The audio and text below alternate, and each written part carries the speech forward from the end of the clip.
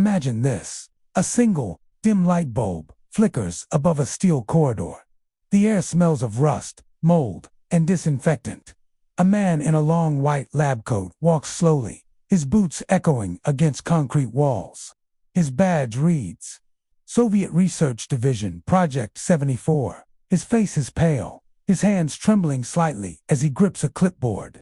He tells himself he's ready, that he's prepared for what he's about to see, but deep down, he knows nothing, absolutely nothing, could prepare him for what waits behind the final steel door.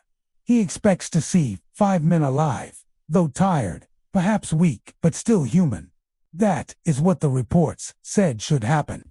30 days without sleep, thanks to the new experimental stimulant gas. The subjects should be conscious, perhaps disoriented, maybe even hostile, but alive. Instead he opens that door and is swallowed by a nightmare. Screams, not the cries of soldiers or the moans of pain he'd grown used to in Soviet hospitals. These are screams, stripped of all humanity, primal, echoing through the chamber like the voices of the damned. The sound rattles his bones. His eyes adjust, and what he sees nearly makes him collapse. The chamber floor is slick with blood. One of the 5 test subjects lies dismembered, his torso ripped open, intestines draped like ropes across the room, limbs torn, skin peeled. It looks less like a body and more like an offering to something unholy. The survivors, if you can call them that, are worse. Chunks of flesh missing from their arms, their thighs, even their faces. Fingers stripped to the bone, skin clawed away, and yet they are still moving, still standing, still alive. Their eyes burn with madness, with hunger, with something that doesn't belong to this world. The researcher stumbles back, clutching his chest, whispering Bazi Moy. What is this inferno of madness? This wasn't how the experiment was supposed to turn out. A bit of lost sleep. Perhaps aggression. Yes, but this carnage, this horror, impossible. He forces himself to write notes on his trembling clipboard. Subject 1, deceased. Subject 2 through 5, severe self-mutilation, unrecognizable behavior, vocal distortions. Screaming continues. He lowers his pen, his lips twitch into a broken smile. He almost laughs, whispering under his breath, We gave them food, we gave them water, beds, even, and they tear each other to pieces. That's not very comrade of them. But his laugh dies quickly. The stench of rot fills his lungs, and he realizes, deep down, this experiment was never about science. It was about control. It was about unlocking something in the human mind no one should ever awaken. To understand how this horror was born, we must go back to the final years of the Second World War. The 1940s were a time of desperation. Armies didn't just fight with bullets and bombs. They fought with chemistry. Drugs became weapons as powerful as tanks. The Germans had their infamous stimulant, pervitina, methamphetamine, given to soldiers during the Blitzkrieg. Fueled by it, German troops could march for days without sleep, attacking with terrifying precision. The Americans and British weren't far behind, dosing their men with benzodrine, another amphetamine speed, in its purest form. The Soviets, proud and paranoid, couldn't fall behind. Stalin demanded a miracle, something that would keep his soldiers awake for weeks, not days. Something that would allow men to fight without rest, without fear, without mercy. Thus, Project 74 was born, a secret research division hidden deep within Soviet facilities. Their goal, to create a stimulant that didn't just fight fatigue, but destroyed it entirely. A drug that would turn ordinary men into tireless machines of war. The method, gas. A colorless vapor, engineered to flow through sealed chambers and invade the human body with every breath. The perfect delivery system, no injections, no pills, no refusal, just inhalation. The Soviets believed they had created something remarkable. A stimulant beyond meth, beyond amphetamines, beyond anything the world had ever known. But to prove its power, they needed subjects. And in Stalin's Russia, subjects were never hard to find. Prisoners of war, political dissidents, men the state considered disposable. 5 of them were chosen. Their reward, freedom. If they endured 30 days without sleep, they would be set free. Or so they were told. The facility was designed with cruel precision. A sealed chamber tight, windowless, with walls lined in steel.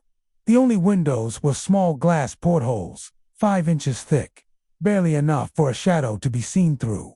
Cameras watched from every corner. Microphones captured every whisper.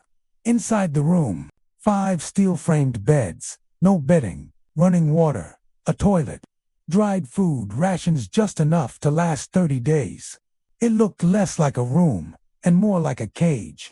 A cage designed not for men, but for beasts. The prisoners entered nervous, but hopeful. They laughed at first, making jokes, smoking, pacing the room. For the first 3 days, spirits were high. The gas hissed softly from the vents, invisible but ever present, filling their lungs with its strange fire. One researcher chuckled to his colleague, whispering, "Nazi meth, what a joke. Just wait until the world sees what we've cooked up. Comrade Stalin will be most pleased." On paper, everything was perfect. The gas worked. The subjects stayed awake. No fatigue, no drowsiness. Success seemed certain, but the true test hadn't even begun. By day 4, the laughter faded. Conversations turned darker. The men began to speak of war, of trenches filled with mud and blood, of villages burning, of screams that echoed long after the guns fell silent. They spoke of trauma buried deep within their minds, now unearthed by exhaustion and by the strange gas. On day 5, paranoia set in. One subject muttered constantly to himself. Another whispered into the microphone, telling the researchers about the lies of his fellow prisoners. Accusations spread like fire. Each man believed the others were conspiring against him. The researchers exchanged glances. They expected irritability, even anger. But this was something else. Day 6, the whispers grew louder. The men no longer trusted each other. Shadows in the corners became enemies. Hallucinations blurred with reality. Their voices trembled with fear and rage, as though the gas wasn't keeping them awake, but awakening something darker. The scientists scribbled notes. Sleep deprivation can cause hallucinations. They knew this, but was it the lack of sleep or the gas itself that was twisting their minds? By day 9, the answer seemed clear. It began with one man. At first, a soft moan, like a wounded animal. Then, suddenly, he erupted into screams, piercing, endless howls that rattled the steel walls. He ran up and down the chamber, clawing at the air, his voice raw with agony. He screamed so long, so hard, that his vocal cords tore. Hours later, only a raspy wheeze came from his throat, like the squeak of a broken toy. The others didn't try to stop him. They just stared, eyes hollow, as though the screaming belonged to all of them. The researchers watched in silence. One whispered, "He's not screaming, he's singing." No one laughed, and then silence. By day 12, the microphones picked up nothing. No conversations, no whispers, no screams. The men had vanished from the cameras, shadows swallowed by corners. The scientists leaned closer to the screens, confused. But the oxygen monitors told the truth. All 5 were still breathing, still alive. But where were they? Unease spread through the research team. Some suggested ending the experiment. Others argued for patience. After all, science required sacrifice. Finally, on day 14, the decision was made. An announcement was sent through the intercom. "We are opening the chamber to test the microphones. Step away from the door and lie flat on the floor. You will be shot. Compliance will earn one of you immediate freedom." The researchers held their breath, waiting. At last, a voice replied. A voice so calm, so steady, it chilled them to their bones. "We no longer want to be freed." The scientists froze. Some exchanged nervous laughter, but their eyes betrayed fear. Addiction, they thought. The gas had hooked them, turned them into slaves. But deep down, they all knew this was something more. The chamber had gone too far. 15 days in, the scientists had to act. They opened the vents, flushing fresh air into the chamber, sweeping away the gas. The room filled with silence, then chaos. Screams erupted once more. The men clawed at the steel walls, pounding, begging not for freedom, not for food, but for the gas. Give it back. Give us the gas. Their voices were shrill, desperate, inhuman. The researchers stepped back, horrified. This was no longer an experiment. It was an abomination. The soldiers were called. The order was given. Open the door. And with that, the nightmare truly began. The order is given. The soldiers prepare themselves. Steel rifles in trembling hands.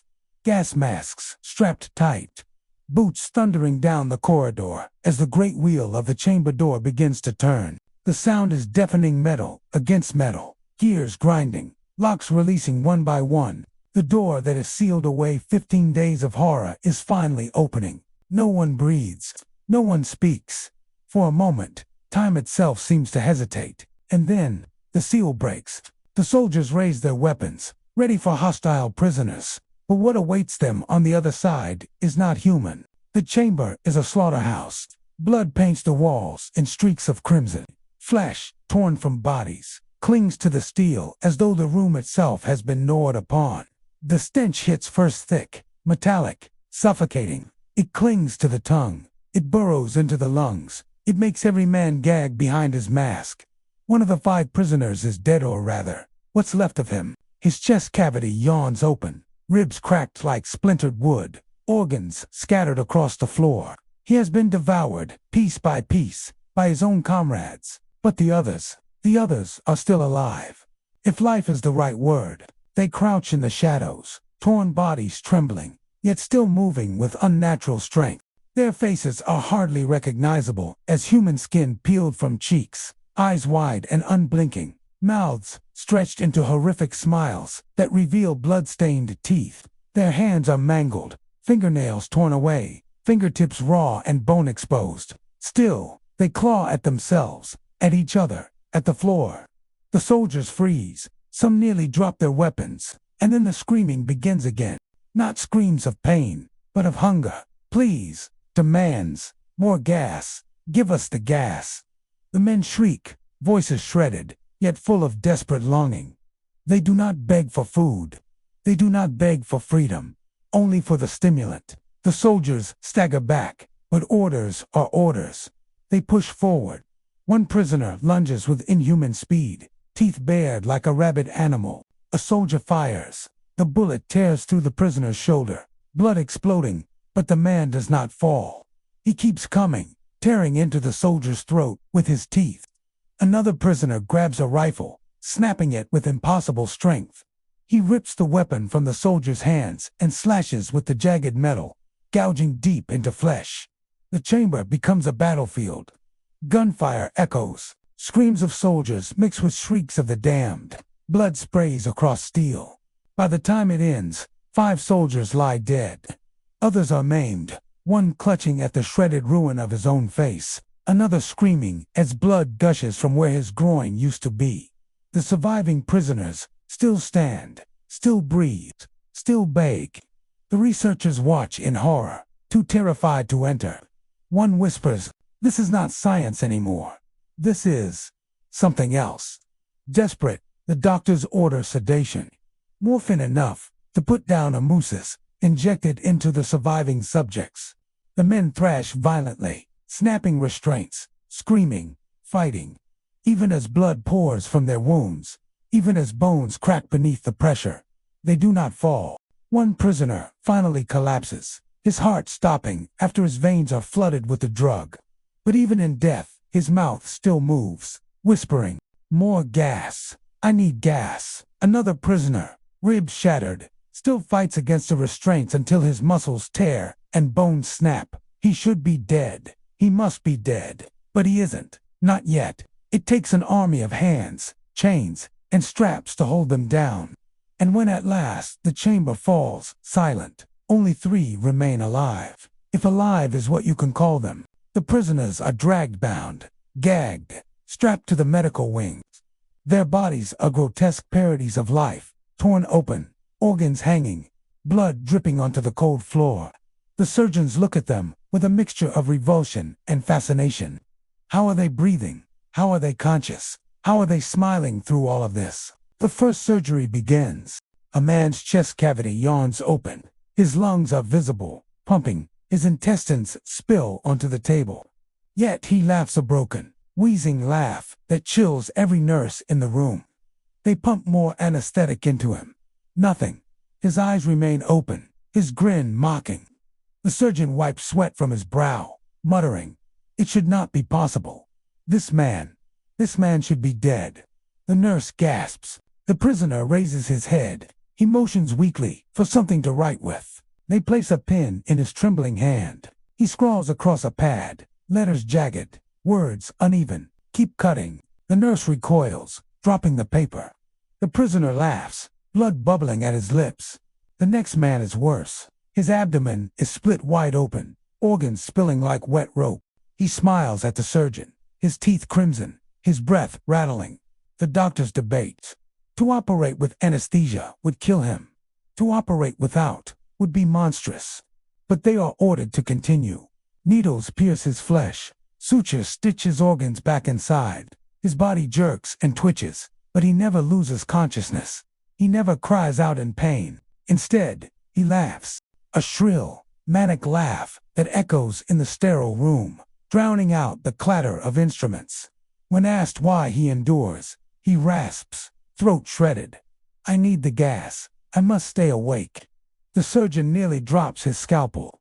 One nurse flees the room in tears. The researchers gather, shaken. Soldiers wounded, doctors traumatized. 3 subjects still alive, still demanding gas. One whispers, "We cannot kill them. We must study them." Another argues, "They are monsters. They must be destroyed." Voices clash, fear boiling into anger. Until finally, a cold, steady voice cuts through. A former KGB agent. "You are blind. The problem is not the gas. The problem is withdrawal. While under its influence, they are manageable. Without it, they become feral. The solution is simple. Put them back on the gas." The room falls silent, and though every scientist knows it is madness, the order is given. The subjects will return to the chamber. The gas will flow once again. The 3 men are dragged back into their steel cage. Shackled, restrained, their mutilated bodies still twitching with unnatural energy. The door slams shut. The locks grind back into place. The vents hiss, and the gas returns. The men inhale deeply, eyes rolling back, chests heaving. For a moment, silence. For a moment, peace. Then they smile. Wide, terrifying, inhuman. Their voices shredded and broken, whisper in unison. "Yes, more, more." The researchers watch, hearts pounding. What have they unleashed? What have they created? And then the machines spike. The EEG monitors, reading brain activity, erupt with violent signals. Waves of energy surge across the screen's patterns no scientist can explain. The men convulse, trembling violently. Their eyes glow with feverish light. Their veins bulge as though something inside is trying to claw its way out. Then, just as suddenly, silence. One of the subjects flatlines. His body collapses, lifeless. The others stare at his corpse, and then they laugh. The scientists are unraveling. Some can no longer eat, haunted by what they've seen. Some cannot sleep, afraid of what dreams may bring. One researcher whispers, "We thought we were keeping them awake, but maybe we woke something else inside them." Another laughs bitterly. "This is not science. This is hell." But the experiment is not over. Not yet. Because 2 subjects still remain. 2 men, if you can call them, men still bound by chains, still breathing the gas, still smiling with lips torn and bloodied. And what happens next will break the final thread of sanity that holds this facility together. The day the chamber was finally opened is etched into every surviving researcher's mind like a scar. For weeks, they had monitored muffled screams, then silence, then grotesque whispers from behind the steel doors. The gas had kept the prisoners alive far beyond what anyone thought possible. But when those doors creaked open, no one, neither scientist nor soldier, was prepared for the hell that greeted them. The heavy iron bolts were unscrewed one by one. The lock shrieked as it gave way, and the massive chamber door swung inward. A wave of air burst outward like a physical force. It smelled of copper and iron, thick with a stench of blood. The metallic temp clung to the soldiers' throats, nearly choking them before they even set foot inside. Inside the chamber, the light bulbs flickered, casting shadows across the concrete floor. But the floor itself was no longer visible. It was drenched in crimson. Blood had seeped into every crack of the tiles, smeared along the walls in black, drying streaks. The once sterile chamber now looked more like an abattoir, and in the middle of that slaughterhouse were the prisoners. Only 4 remained alive. Alive, but not human anymore. One soldier gagged immediately, turning to vomit into his helmet. Another froze, muttering a prayer under his breath. A third gripped his rifle so tightly the metal creaked under his hands. Because the prisoners weren't merely bloody, they had butchered themselves. The man closest to the door lay sprawled on the floor, or what was left of him. His abdomen had been torn open, intestines spilling freely onto the tiles. But the way they lay told the soldiers something impossible. They had been arranged, not simply spilled. Like a grotesque nest, as though the man had carefully placed them around himself before dying. His chest had been ripped open too, ribs broken outward like shattered gates, yet his face was calm, as if he had chosen this. The others were still moving. One man sat upright against a far wall. The flesh of his thighs was shredded, muscle fibers exposed like raw meat. His hands trembled, but not from pain, it was eagerness. When the soldiers entered, his head lifted, his eyes bloodshot, unblinking, locked onto them. His lips twisted into a wet, crimson smile. Another crouched in the corner, gnawing. At first the soldiers thought he was eating scraps of bread or rations, but no, it was flesh. He chewed slowly, methodically, like a man savoring a steak after starving for weeks. His teeth cracked through tendons. When he noticed the soldiers, he didn't stop. He only smiled, blood dribbling down his chin. The 4th survivor was the most horrifying. He stood in the center of the chamber, swaying slightly. His body had been mutilated beyond reason. His chest cavity was open, ribcage shattered, organs visibly shifting as he breathed. Yet he did not collapse. He remained upright, skin pale, blood soaking the floor beneath his feet. With every inhale, his exposed lungs expanded. With every exhale, the faint hiss of the gas lingered in the air. And through all of this, none of them screamed. None of them begged. Instead, they stared at the soldiers like hungry predators. "Get them restrained," barked the lead officer, his voice breaking the trance. The soldiers surged forward, rifles raised, gas masks tight on their faces. But the survivors didn't cower. They lunged. The man in the center, his organs spilling from his torso, moved with impossible speed. He slammed into one soldier, ripping the rifle from his hands and swinging it like a club. The man should have collapsed from blood loss hours ago, yet he fought like an animal. Gunfire erupted in the chamber. The sound of bullets ricocheting against concrete rang in the scientist's ears. Shouts, screams, the metallic smell of gunpowder mixing with blood. The soldiers fired at the prisoners' legs, aiming to wound. But it didn't matter. Their bodies tore open further with each bullet. And still, they didn't fall. One soldier was dragged down. He screamed once before, teeth sank into his throat. The gurgle of blood drowned out his cries. Another was clawed across the face, his mask ripped away. He collapsed, gasping for clean air that didn't exist in that chamber. The scientists on the observation platform shouted into radios, ordering restraint, not slaughter. Keep them alive at all costs. But the soldiers weren't facing men anymore. They were facing monsters born of sleeplessness, starvation, and madness. It took the combined strength of 6 men to pin just one of the survivors to the ground. Even with half his flesh missing, he fought, snarling like a feral wolf. It was only when a soldier plunged a bayonet through his hand, pinning it to the floor, that they finally managed to strap him down. The others were subdued with brutal force. Broken bones, shattered jaws, restraints tightened until the straps dug into muscle. And still, they would not stop moving. They writhed, eyes wide, glaring at their captors with undying hunger. When the chamber was finally cleared, only silence remained. 4 survivors restrained, 1 dead, 5 soldiers killed, 2 more wounded so badly they would not see morning. The scientists moved in cautiously, white lab coats brushing against the pools of blood. One knelt beside a survivor. His stethoscope trembled as he pressed it to the man's exposed chest. The heart was still beating, strong, too strong. The man's lips moved. The scientist leaned closer, unable to resist. Through a torn throat, thick with blood, the prisoner whispered, "Keep cutting." The scientist recoiled, stumbling backward. His face went white. He had never heard anything more horrifying in his life. Because it wasn't a plea for help. It was a request, a command. The man wanted the dissection to continue, and the others echoed him, 4 mutilated voices, speaking as one. Keep cutting, keep cutting. By the time the prisoners were strapped to gurneys and wheeled into the medical bay, the soldiers were silent, their boots dragged, their faces as pale as corpses. Some refused to look at the men they had just captured. Others muttered prayers under their breath, unable to comprehend what they had seen. The scientists, however, were electrified. The terror in their eyes was overshadowed by something far stronger. Curiosity. They wanted to know how this was possible. How could men survive with their organs exposed, their blood drained, their sanity shattered?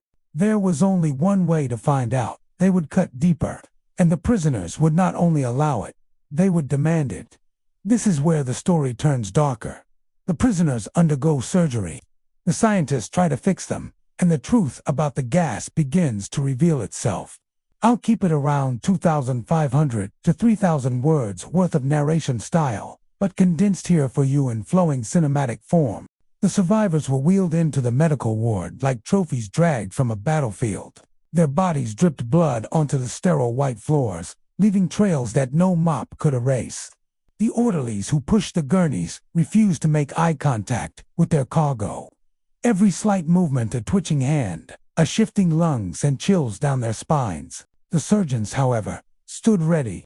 Scalpel blades gleamed under surgical lamps. Gloves snapped onto hands. To them, this was not horror. This was history. Never before had men been pushed so far, their humanity twisted beyond recognition, yet still clinging to life. One survivor was prepped first. He had torn his own chest apart, ribs jutting outward like splintered wood. His exposed organs pulsed, astonishingly still functional. The surgeons didn't know where to begin. Some wanted to sedate him. Others argued sedation would ruin the experiment. But before they could decide, the man spoke. "No, sleep," he rasped, voice bubbling through the blood in his throat. "New anesthesia." The demand silenced the room. He wanted the surgery wide awake. The lead surgeon exchanged nervous glances with his assistants. Then, with a trembling hand, he lowered his mask and whispered, "Proceed." Scalpels cut into living flesh. Blood welled up in rivers, spilling onto sheets. Organs were pushed back into place, ribs wired crudely together. But the man did not scream. He grinned.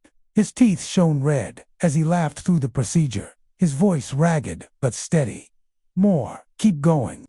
At one point, a nurse recoiled in horror when the patient tried to grab her hand, mid-operation. His grip was iron, unyielding. "Stay," he whispered, eyes wide. "Don't let me fall asleep." Every surgeon present would later swear the same thing. The man was helping them. He shifted his own body to allow easier access. He strained against straps, not in resistance, but in assistance, like he wanted them to carve him open. And he was not alone. The other survivors, strapped to nearby tables, watched the surgery with ravenous hunger in their eyes. They begged for their turn. "Cut me next." One howled, spittle flying. "Deeper. Keep me awake," screamed another, tearing at his restraints until his wrists bled. The medical ward became a theater of madness. The scientists were baffled. The men's resilience was inhuman.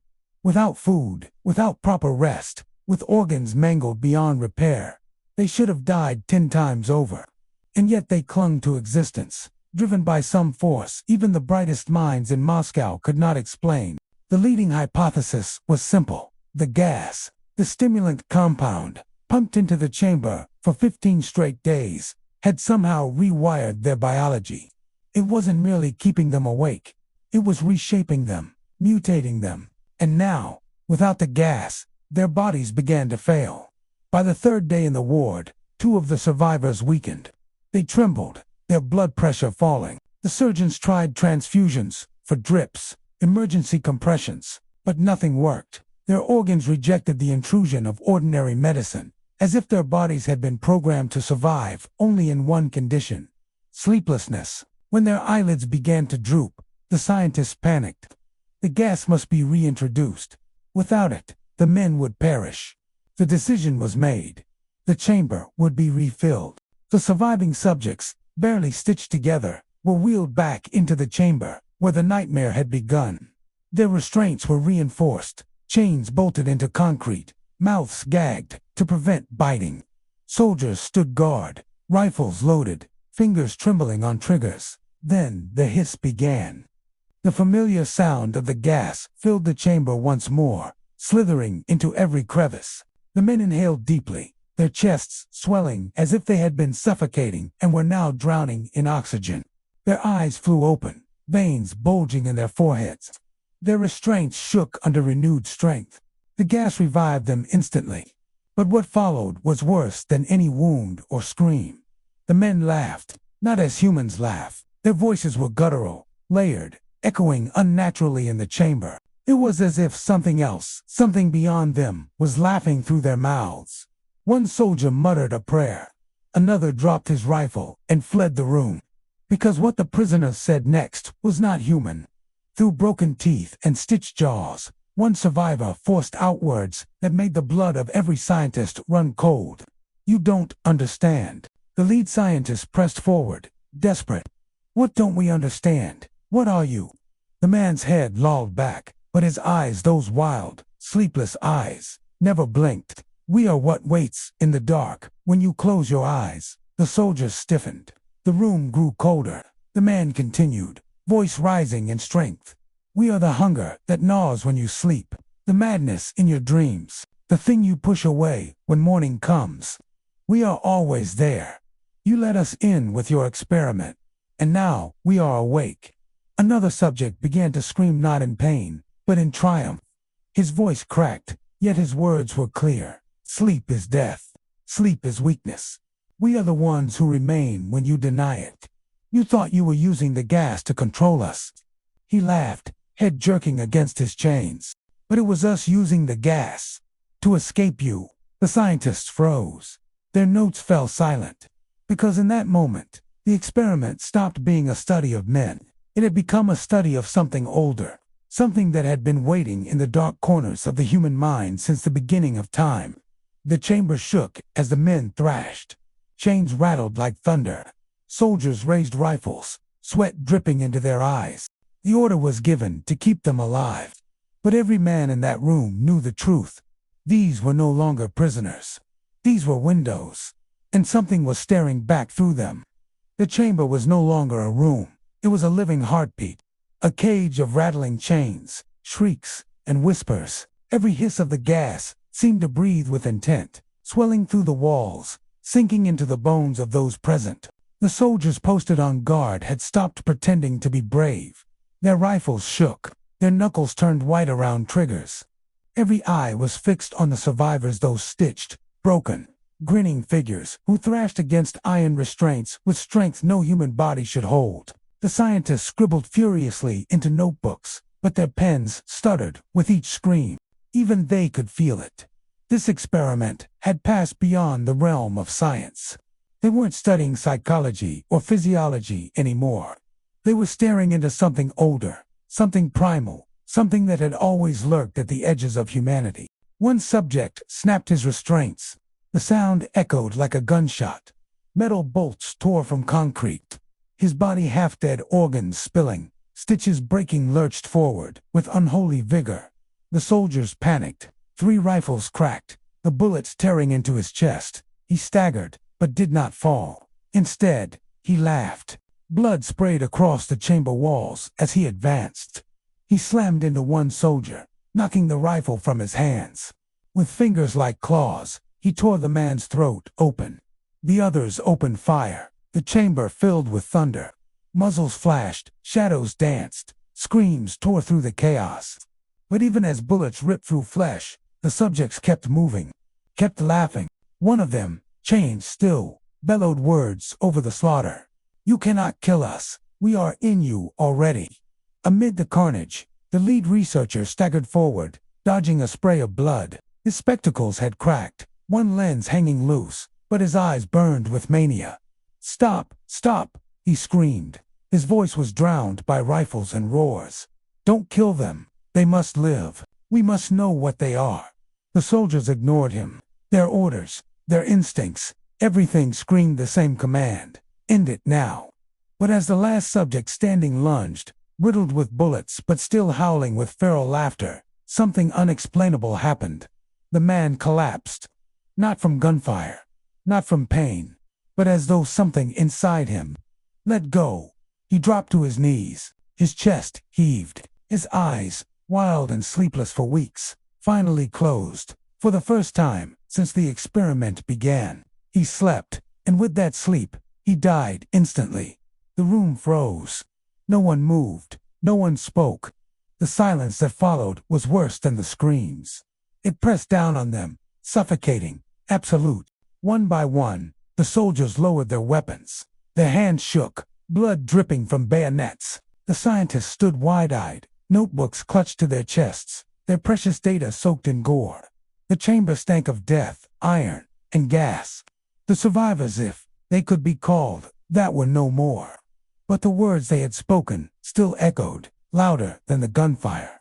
"We are what waits in the dark when you close your eyes." Later that night, the surviving lead scientist sat alone in his office, shaking hands, scribbling the last entry in his journal.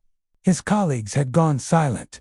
His superiors demanded answers, but he had none. His pen scrawled the same question again and again.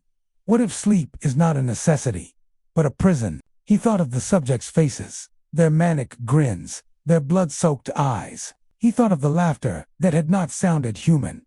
He thought of their final words. And he wrote one last note, one last line to close the file before sealing it forever. They were not resisting sleep. They were resisting the thing that comes when we sleep. And for a moment, they almost won. The file was buried in archives. Official reports called the project a failure. The experiment terminated due to contamination. Names were erased, evidence destroyed, families told lies. But those who had been in that chamber, those soldiers, those nurses, those surgeons would never sleep the same again. Some drank themselves to death. Some hanged themselves in quiet basements. A few simply stopped sleeping, terrified of what awaited behind their eyelids. And when they finally collapsed from exhaustion, their screams carried through hospital wards and sanatoriums. Screams of what they saw when the darkness took them back. Because what had been awakened in that chamber did not die with those men. It waits still. And tonight, when you close your eyes, it may be waiting for you too.